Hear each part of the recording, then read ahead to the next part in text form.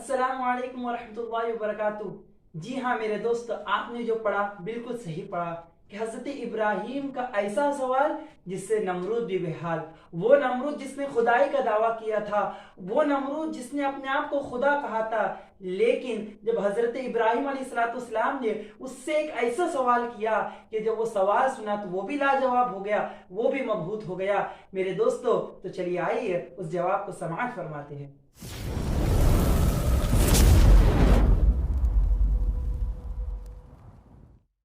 हजरत मोहतरम, हजरत इब्राहिम अलैहिस्सलाम के ज़माने में लोग चांद, सूरज, सितारे और बुतों की पूजा किया करते थे। और इन सब का जो मेन था, इन सब का जो सरपरस्त था, वो नमरूद बिन कनान था। उसने भी खुदाई का दावा किया था।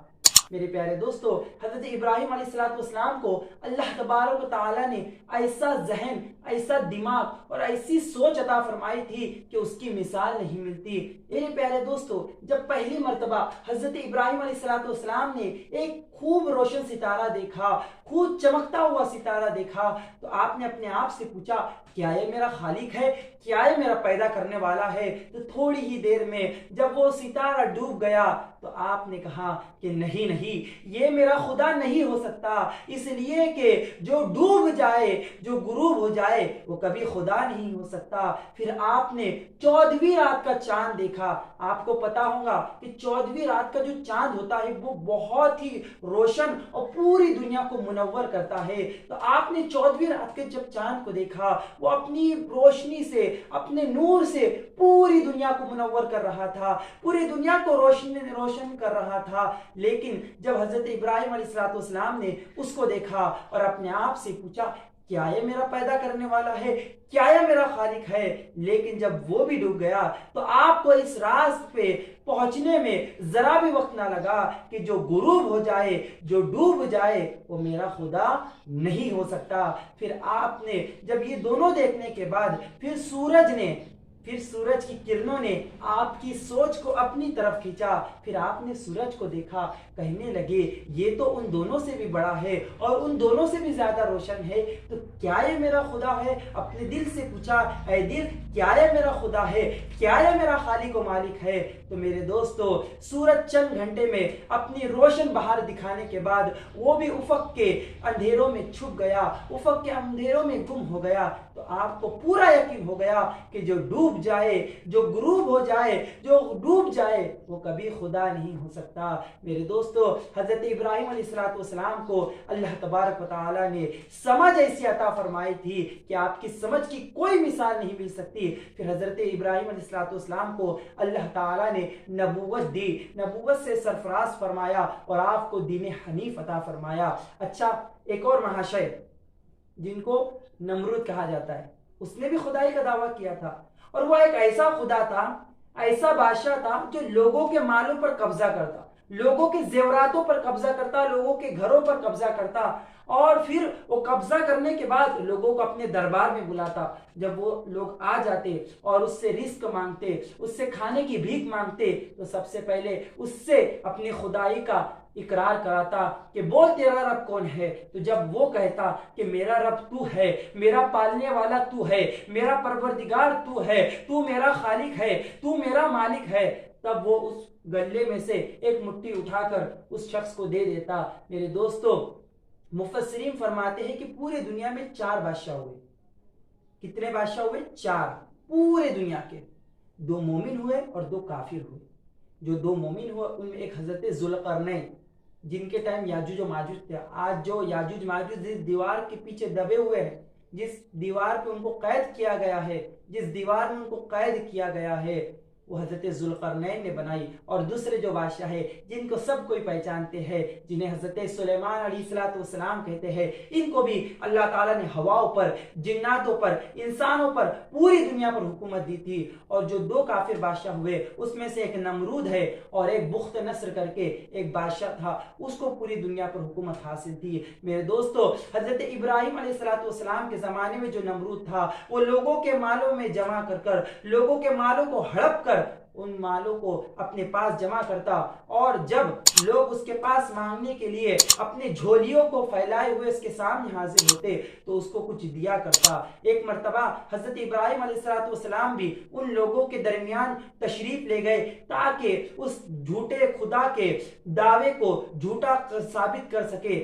आपने उनके दरमियान जाकर जब उसकी बारगाह में, जब उसके दरबार में पहुंचे तो उसने एक शख्स को बुलाया और बुलाने के बाद उससे पूछा, तेरा रब कौन है? मन रब्बुकुम, तुम्हारा रब कौन है? तो उस शख्स ने कहा, कौलू अंता, तू तो हमारा रब है। मेरे दोस्तों, उसने उसमें से उठाया और उसको दे दिया। उसके बाद जब हजरत इब्राहिम अलैहिस्सलाम की बारी आई तो हजरत इब्राहिम से पूछा, मन रब्बू का, तेरा रब कौन है? तो हजरत इब्राहिम ने कहा, मेरा रब वो है जो जिंदा करता है और मारता है। तो उसने अपनी इज्जत बचाने के लिए उसने जवाब दिया, क़ाला अना अही व उमीत, कि बेशक मैं भी मारता हूँ, मैं भी जिंदगी देता हूँ, मैं जिसे चाहता हूँ मारता हूँ, जिसे चाहता हूँ मौत की नींद सुला देता हूँ। उसने दो शख्सों को बुलाया, एक को जिंदा छोड़ दिया और दूसरे को कत्ल कर दिया। कहा, देखो मैंने एक को जिंदा छोड़ दिया, एक को कत्ल कर, एक को मार दिया। लेकिन वो था जो बादशाह और जो था खुदा, अपने आप को खुदा कहने वाला, एक झूठा दावेदार था, एक बेवकूफ था। फिर मेरे दोस्तों, हजरत इब्राहिम अलैहिस्सलाम ने एक ऐसा सवाल पूछा कि नमरूद की भी बोलती बंद हो गई। फिर नमरूद भी लाजवाब हो गया, नमरूद भी मबहूत हो गया। हजरत इब्राहिम ने कहा कि मेरा रब, मेरा अल्लाह, मेरा परवरदिगार, मेरा खालिक, मेरा मालिक वो है, फ़इन्नल्लाह यअती बिश्शम्सि मिनल मशरिक़ फ़अती बिहा मिन मग़रिब, कि मेरा रब वो है जो सूरज को मशरिक से निकालता है। अगर तू खुदा है, अगर तू मालिक है, अगर तू परवरदिगार आलम है, तो आज तू सूरज को मगरिब से निकाल के दिखा। मेरा रब ईस्ट से निकालता है, तू वेस्ट से निकाल के दिखा। मेरे दोस्तों, फिर क्या हुआ? नमरूद लाजवाब हो गया, मबहूत हो गया। उसके पास कोई जवाब ही नहीं है कि वो दे पाए। वो फौरन हजरत इब्राहिम अलैहिस्सलाम को अपने दरबार से खाली हाथ वापस भेज दी।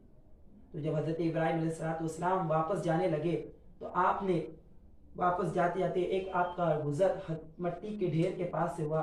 आपने उस मट्टी के ढेर में से कुछ मिट्टी उठाई और उठाने के बाद अपने झोली में बांध ली ताकि घर वालों को लगे कि कुछ लेकर आए और उनको इत्मीनान हो। फिर हजरत इब्राहिम अलैहिस्सलाम ने उस झोली को घर में रख दिया और रखने के बाद सो गए। आपकी जो अहलिया थी उन्होंने उस गठरी को खोला तो मेरे दोस्तों, उसके अंदर कोई मिट्टी नहीं थी, बल्कि उसके अंदर अल्लाह तबारक व तआला ने अपनी कुदरत से उस मिट्टी को अल्लाह तबारक व तआला ने आला किस्म की, बेहतरीन किस्म का गेहूं बना दिया। आपकी जो अहलिया थी उन्होंने उसको पीसने के बाद उसकी रोटी तैयार की। जब आप नींद से बेदार हुए, आप नींद से उठे, तो आप जब बैठे तो आपकी अहलिया ने आपके लिए रोटी पेश की। तो हजरत इब्राहिम अलैहिस्सलाम ने अपने रब की कुदरत पर, अपने रब की इनायत पर उसका शुक्र अदा किया। कहा, मौला तू ही राज़िक है, तू ही खालिक है, तू ही मालिक है, तू ही परवरदिगार आलम है। मेरे दोस्तों, इससे क्या पता चला कि हजरत इब्राहिम अलैहिस्सलाम को अपने रब पर भरोसा था, अपने रब पर यकीन था। और जब रब पर यकीन पुख्ता होता है, जब अपने रब पर भरोसा पूरा होता है, तो अल्लाह तबारक व तआला अपनी कुदरत से मट्टी के ढेर को, मट्टी के एक टुकड़े को अल्लाह तबारक व तआला सोना बना देता है। अल्लाह तबारक व तआला मट्टी के एक ढेर को आला किस्म की, बेहतरीन किस्म का गेहूं बना देता है। तो मेरे दोस्तों, याद रखिए, अल्लाह तबारक व तआला पर हमें जिस तरीके से तवक्कुल और भरोसा करने को कहा गया है, हम उस पर उस तरीके से तवक्कुल और भरोसा करने की कोशिश करें। इंशाअल्लाह अज़्ज़ व जल अल्लाह तबारक व तआला हमारे रिस्क में भी, हमारे कारोबार में भी, और हमारी उम्रों में भी, और हमारे रिस्क में भी बरकत अता फरमाएगा। अल्लाह ताला की बारगाह में दुआ है कि मौला ताला मुझे और आप तमामी हजरात को जो सुन रहे हैं, मेरे दोस्तों, अल्लाह ताला की बारगाह में दुआ है कि मुझे भी और आपको भी अल्लाह तबारक व तआला पर जिस तरीके से तवक्कुल और भरोसा करने को कहा गया है, उसी तरीके से तवक्कुल और भरोसा करने की पूरी कोशिश करने की तौफीक और रफ़ीक अता फरमाए। और अगर आपको ये वीडियो पसंद आई, इसको लाइक करें, शेयर करें और चैनल को सब्सक्राइब भी करें। और हाँ, याद रखिए, अपने कमेंट ज़रूर इरशाद फरमाए। और आखिरी बात ये भी अर्ज़ करना था कि मेरे दोस्तों, हम अब इंशाअल्लाह सीरत मुस्तफ़ा के करीब करीब पहुंच रहे हैं, तो आप इसको खूब भी शेयर करें, लोगों तक पहुंचाए इंशाअल्लाह अज़्ज़ वजल। ये आप तो सुन रहे हैं, लेकिन जो भी सुनेगा और जब उसके दिल में अपने नबी की अज़मत पैदा होंगी तो इसका सवाब आपको ही मिलेगा। तो आइए इसको शेयर भी करें और आप भी समाअत फरमाइए। अस्सलामु अलैकुम व रहमतुल्लाहि व बरकातुहू।